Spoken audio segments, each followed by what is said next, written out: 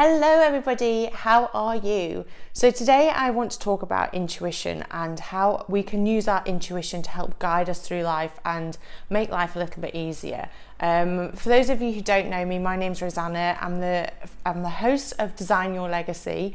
I like to have conversations with people and talk about subjects that are positive and make positive change in the world and ultimately kind of help us to live our most fulfilled life.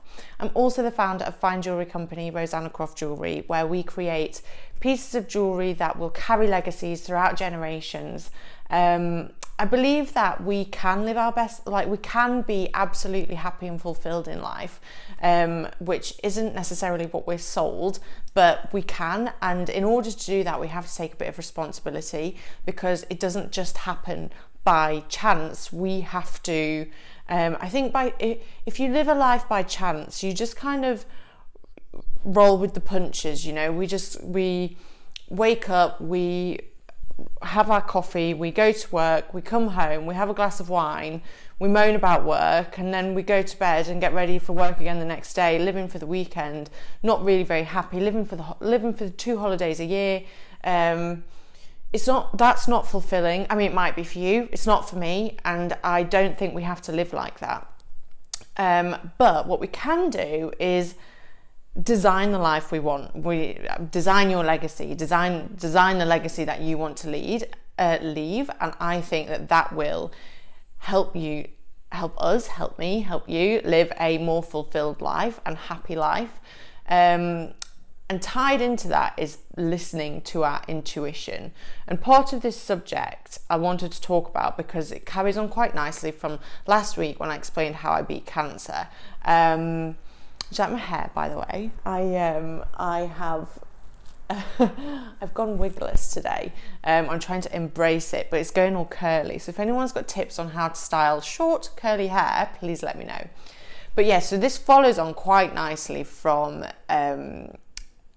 how I beat cancer, because my cancer journey was very much led by my intuition and listening to what I knew was right for me. Now, I probably didn't realize I was doing that necessarily at the time, especially not a lot of the time. A lot of the time I was like pumped full of chemo chemicals and not really understanding what was going off in my head or my body. But every day, twice a day throughout my cancer journey, I meditated, and that connected me more to my body. My mind and my body were in sync. So when I was making decisions, it was from a place of intuition rather than fear. And I mentioned last week that I decided to stop chemotherapy because I knew that I was done. It was really difficult because I was having some really awful thoughts. I was in a really, really dark place the days after chemo, and I knew that chemotherapy did that to you, and I didn't like it, and I didn't want to do chemo in the beginning because I thought I don't want to put toxins in my body when I already have I already have something in my body that's fighting to kind of, kill me. I don't want to then put more toxins in my body that are going to do that. But I managed to flip it and see chemo as healing, as this fluid is going to heal me. It's working its way. It's going to heal me. I'm going to have to go through the ringer to get there, but it's going to help heal me. So I flipped my perspective on chemo. But my question when it came time to stop chemotherapy, so I really had to act like I knew, but I didn't know if I knew from a place of fear, from a place of I just don't want this shit in my body anymore, or if it was from, I was tired, I was weak, my hair was falling out, I was losing my body strength, and it was a really dark place to be. But nausea, whatever, we won't go into the side effects of chemotherapy, but I didn't know if I was wanting to stop chemotherapy from a place of fear, or if it's because I absolutely knew that I'd had enough and that I didn't need it anymore. So I was going to stop after the first half of my chemo drugs before I switched on to the next, and I was advised not to, and I speak about this in my last video, but I was advised not to because the cancer, if it carried on, would then be incurable. So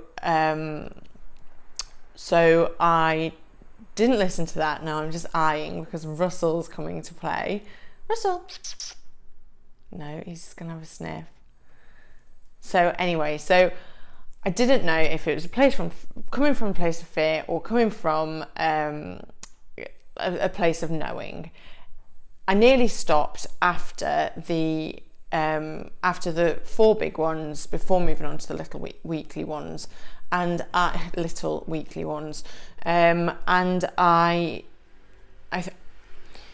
at the time I wanted to stop the first time, that was from a place of fear.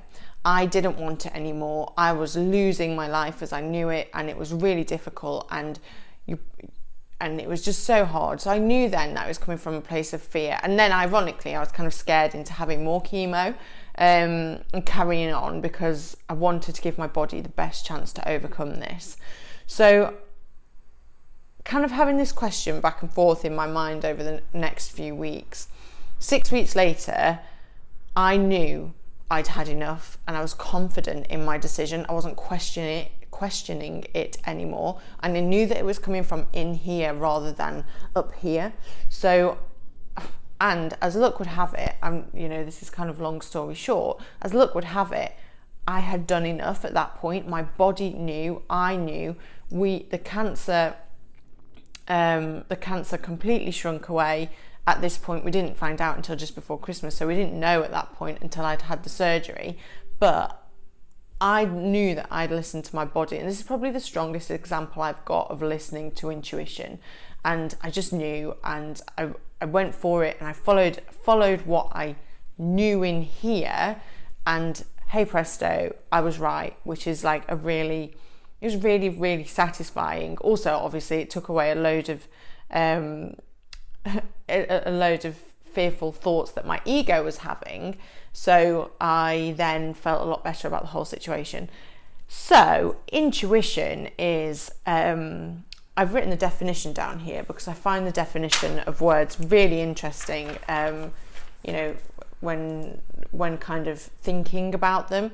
And the definition of intuition is the ability to understand something instinctively without the need for conscious reasoning. So, and some like the other words for it are like sixth sense and instinct and kind of all of this. And we know, we just know sometimes that gut feeling.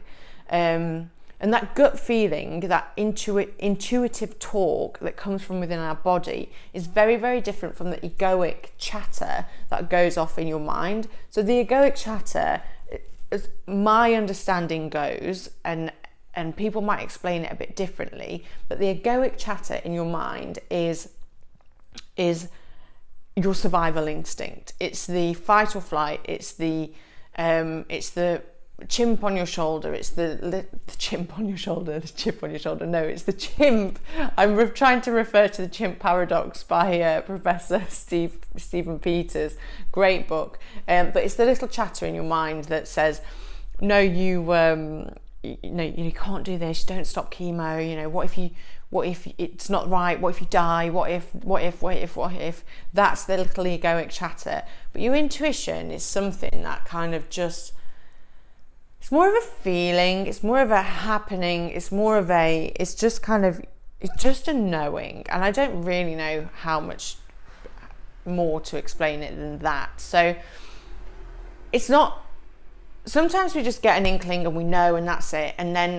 But other times it's more difficult. So I think if you want to live like a life led by intuition rather than a life led by fear, you really have to go in and connect with yourself. And me and Anuska spoke about this in our video on following your dreams. And you can connect mind and body by sitting, by meditating, by going out in nature, but not listening to this chatter. And I think it's really, when you do, now I've not been doing it forever. I'm, again, not an expert, but I'm going off my own experience in that for the last 6-7 months I've had to follow my intuition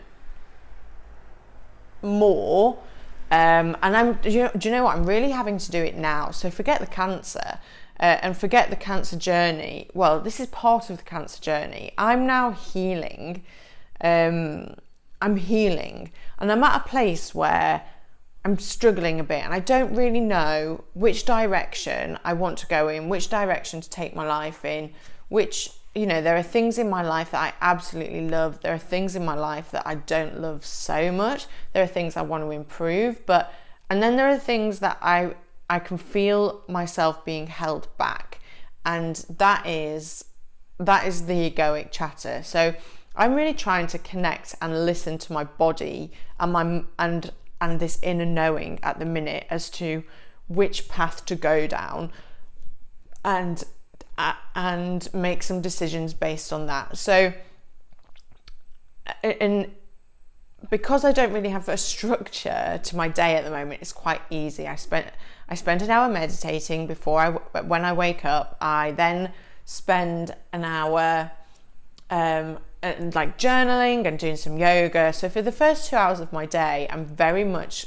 like centered and connected, and stuff will come up and stuff will come down, and I'll write stuff down and it'll be amazing.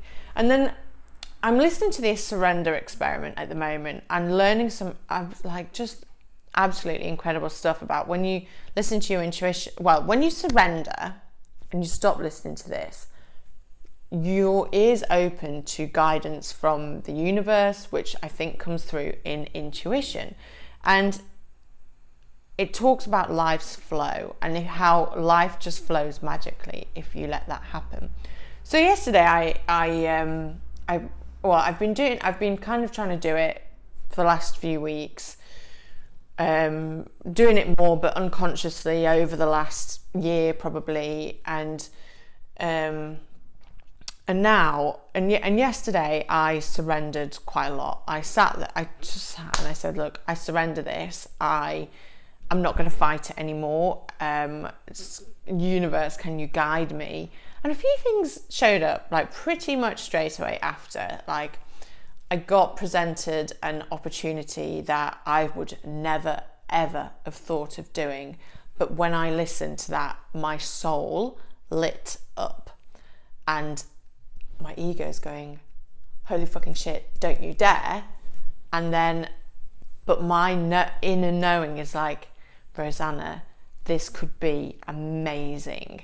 So that happened yesterday, and I'll maybe talk a bit more about that as I go on. But there's also, I've had a chatter in my mind about my career and my business and what I want to do. Like, I started this podcast through intuition because I knew that I had so much that I wanted to help people with, and then from that I've also listened to my intuition and started and done a coaching qualification, and because I really want to help people realize that you can transform your life by connecting mind, body, spirit, listening to your intuition and kind of thinking, right, where do I actually want to go, rather than where does society tell me that I should go. Now, I'm writing a book at the minute, and it's becoming very obvious that I've set my goals in the past based on what society tells me I should want, and some of it is what, some of it I actually do want, and I do still want, and I'll never stop kind of striving for that. But then there's some stuff that I'm like, well, actually, like, kind of had a taste of that, and it doesn't really make me very happy, And the comparisonitis on Instagram is really good, a good example of kind of what society is pushing us to want. It keeps us consuming, it keeps us like buying into fear. Like, so many things are sold through fear and sold to you because they know that you're scared. Like things like beauty products and stuff. Anti-aging is a great example. Like, we're going to sell anti-aging creams to because you're scared of aging and you're scared of looking old and you're scared of all the wrinkles and da-da-da. And this little pot of cream is going to set you back 150 quid, but it's going to make you look young and beautiful. And so, like, as consumers, we buy into this, and, you know, can't blame them, because we listen to, like, our ego say, yes, okay, I really need that, because otherwise I'm going to look like an old hag. And that's not the case. And actually, some of this mind-body work, I believe, has anti-aging properties. Like, see some of look at monks and yogis who are in their 70s, 80s, 90s, and they don't look like a day over 50. Like, how does that happen? I do really, really, truly believe that it is the mind-body connection, and just listening and living from a place of wholeness more than from a place of scrambling around in fear, trying to keep up with the Kardashians. I don't think that that's going to make us live a very happy life. So how do we know, like, what the intuition is and what it sounds like? I think it sounds like it's just like a whisper or a nudge or a bit of a tingling in your body. And how I've started to listen to my intuition is through meditation, as I explained. But if you kind of sit and you listen to your body and you feel your body, like right now I can feel every kind of little cell in my body moving, and that in itself is an incredible feeling. And then connecting to breath and listening, and not listening to this. You know where your fear and your ego are coming from. They're coming from up here, they're coming from behind you. Or for me it does.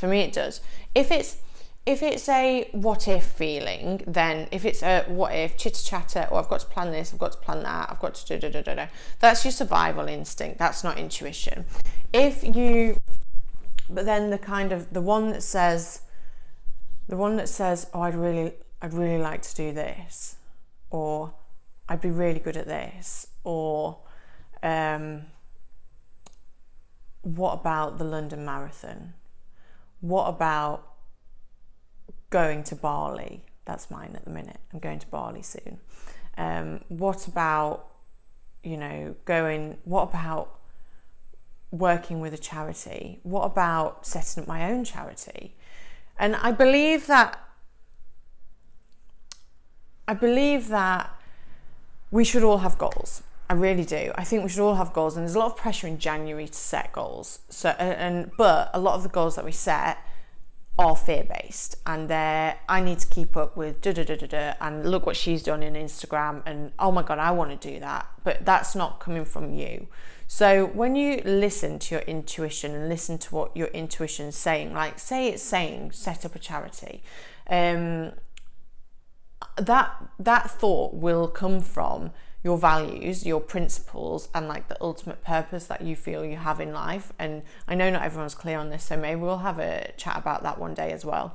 But I think that we should all have goals, but not fear-based goals, and our goals should come from this place of knowing. They should come from this, yes, this is right for me. And that knowing might turn up in a little nudge, it might turn up in a little whisper, but these goals, I think we still need a GPS system to get where we want to get. And this is where design your legacy kind of comes in, I think. Once you know what your purpose is, once you know what your values are, once you know what the principles are that you want to live by, and you get to choose this, and your intuition will help you with this. You get to choose it. Your intuition will help you, and that's a knowing. That's a take an hour to sit down in silence and write about what you want to do in the world, who you want to help, how you want to help them, what you want to do, and what your values are. What your values are? They family? Is it creativity? Is it loads of values, and like family's high up for me, love, wonder, adventure, like all of these things, because I really think life is there for living. And And once you've got your values and your principles, I think you can set goals based on them. Once you know those, you're already more connected to your intuition, and life will guide you. Life will send you little things that say, oh, what about this? And you might see the same thing over and over again for a few days, and you'll be like, why does that keep on cropping up? It's because what we attract. So if you keep seeing shit stuff, then you'll attract shit stuff. Like, oh my God, look, I stood in dog shit. 2 days later, oh my God, I stood in dog shit again. I really don't want to stand in dog shit anymore. Walk down, oh my God, I stood in dog shit again. But then if we're kind of tuned into that intuition, we're automatically going to be seeing things that are aligned with that, because that's what we're thinking about. So setting up a charity as an example, you think, well, okay, so how can I do this? And then there might be like a course that pops up on like Instagram or something, and then you might see a sign that says start your charity while you're driving on the motorway. Or you might see, somebody might say to you, oh, you'd be really good at like raising money. So there are just like so many different ways to listen to your intuition and follow it. And I think that's important. You have to have the confidence to follow it, and that's not an easy thing to do, because you have this chitter chatter up here going, yeah, but you can't do that, don't be ridiculous, you don't know how to set up a charity. Oh, charity is such hard work. We're trained to listen to this, we're not trained to listen to this. But I think the more you do it, the more you follow it, the more confidence you get. It's just like building a muscle, and do. And you'll get there. And I'm still building that muscle, and I am really enjoying building the muscle at the minute. I'm having a lot of fun listening to my intuition at the minute, and looking out for synchronicities in life. I think it's such a much more fun way to live life than kind of, oh, I have to do this, I have to get a 9-to-5 job because that's what I was told to do, I have to finish school, I have to go to university, I have to get married, I have to move in. Some that works for some people, it doesn't work for everybody. I'm guessing if you're watching this, it doesn't work for you either. So you have to have faith. You have to have faith that you're listening to the right parts of you, and you have to have faith that you can live the life that you want, and that anything is possible when you connect to yourself and when you kind of go with life's flow. There are infinite possibilities available to you, and I dare you to follow them. Thank you so much for watching this. If you enjoyed it, please share. If you want some help with maybe designing your legacy, or you want to kind of learn more about how to get from the fear-based place that you are to living an intuitive life and your best life, then I am actually a life transformation coach. So if you are interested in doing some coaching with me, I'll put the link in the description and the show notes, and you can find out more there. There'll also be links on how we can connect on Instagram. You can follow my journey. You can see my never ending, like all my different hairstyles, because I've been playing around with wigs and stuff, which is really cool. Not that anybody gives a shit about my different hairstyles. I'm finding it quite fun. But anyway, lots of love, and I hope that you have a wonderful day.